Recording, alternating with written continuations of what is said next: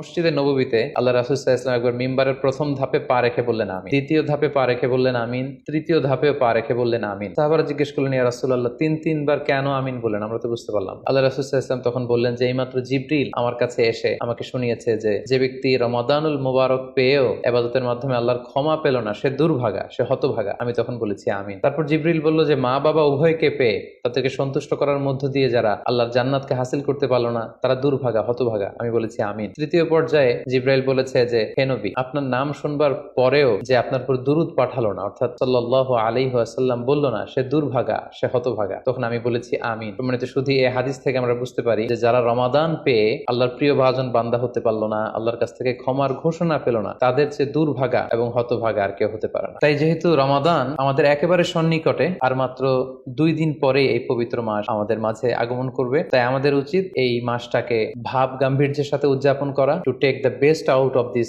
Blessed month. যত বেশি পরিমাণে সম্ভব নেক কাজ করে আল্লাহ তাআলার ক্ষমাপ্রাপ্ত বান্দাদের অন্তর্ভুক্ত হওয়ার চেষ্টা করা। আমরা যদি এই মাসকে উদযাপনের জন্য এখন থেকে একটা প্ল্যান করি বা প্রোগ্রাম করি এবং সেটার আলোকে যদি পুরো মাসটি আমরা পরিচালনা করবার চেষ্টা করি, তাহলে আশা করি খুবই ফ্রুটফুল ওয়েতে এই যে অফার দেওয়া হয়েছে, স্পেশাল অফার, এই অফার গুলোকে আমরা কাজে লাগাতে পারবো এবং বেশি বেশি ইবাদত করে আল্লাহ তাআলার প্রিয় ভাজনদের অন্তর্ভুক্ত হতে পারবো।